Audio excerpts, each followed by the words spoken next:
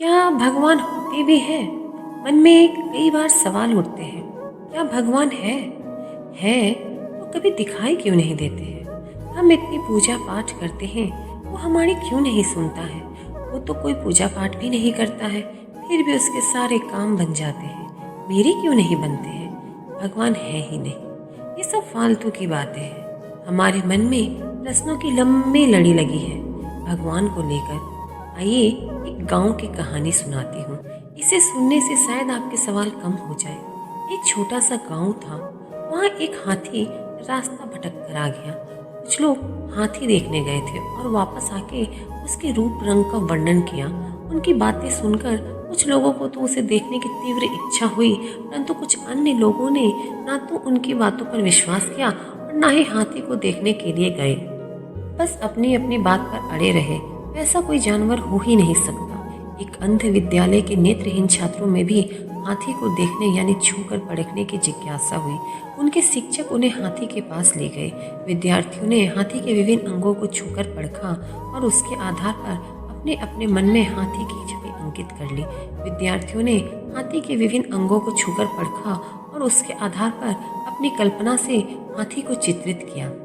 जिस विद्यार्थी ने हाथी की पूंछ को छुआ था, उसने अपना अनुभव बताते हुए कहा कि हाथी झाड़ू जैसा है। जिस विद्यार्थी ने हाथी का पेट छुआ था, उसने हाथी को एक बड़े ड्रम के जैसा कहा। जिसने हाथी के कान छुए थे, उसने उसे सूप जैसा कहा। जिसने हाथी की सूंड का निरीक्षण किया था, उसने उसे मुसल जैसा मान लिया था। हाथी की पीठ का अनुभव लेने वाले विद्यार्थी ने उसे दीवार के जैसे सोचा था और जिसने हाथी के पैर को टटोला था, उसने उसे खंभे जैसा सोचा।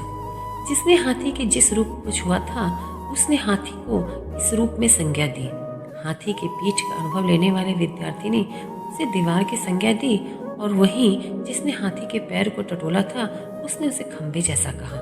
विद्यार्थियों की बातचीत सुन रहे उनके शिक्षक ने उन्हें समझाया कि दरअसल उनमें से किसी ने भी हाथी के पूर्ण शरीर को नहीं परखा था, बल्कि उनके विभिन्न विभिन्न अंगों को ही अनुभव किया था और तदनुसार हाथी का स्वरूप अपने मन में कर लिया था। जबकि हाथी को तो विभिन्न अंगों से सृजित होकर एक ही पशु बनाया गया है। इस छोटी सी कहानी से हमें हमारे मन में चल रहे सभी प्रश्नों के उत्तर दे दिए। विभिन्न कारणों से कुछ लोग तो भगवान के होने को सिरे से निकाल देते हैं, जिसे हम नास्तिक बोलते हैं, और अन्य लोग अपने अपने अनुभवों के आधार पर भगवान को अलग अलग रूपों में परिभाषित करते हैं, मान्यता देते हैं। इसका मुख्य कारण यह है कि भगवान बेशक अनंत अनादि है, पर उन्हें जिसने जिस रूप में महसूस किया है, वो उनके लिए उसी रूप में विराजमान है। भले ही नाम अलग अलग हो, पर शक्ति तो एक ही है, और वो शक्ति उस ईश्वर की शक्ति है, दूसरा कोई शक्ति नहीं। भगवान को खोजने चलोगे तो पता चलेगा कि धर्म के प्रवर्तक गौतम बुद्ध जी ने भगवान के बारे में कहा है कि भगवान सूर्य की तरह साक्षात नहीं है।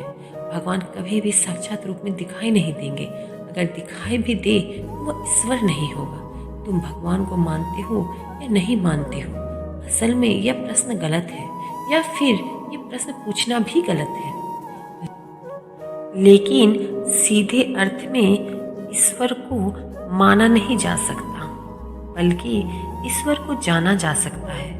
अगर ईश्वर को जान भी जाओगे तो उसका अर्थ कर नहीं पाओगे। तुम अपना अनुभव किसी को दे नहीं सकते हो, लेकिन भगवान का अनुभव होने पर दूसरों की सहायता कर सकते हो। ईश्वर को अनुभव करके देखो, वो तुम्हारे आसपास हर रूप में दिखाई देंगे। बस एक बार विश्वास करके तो देखो। मिलते हैं अगली वीडियो में। तब तक के लिए बाय, टेक केयर। अगर आप मेरे चैनल पर नए हैं तो प्लीज़ मेरे चैनल को विजिट कीजिए। Please like, share and subscribe my channel. Thank you so much friends.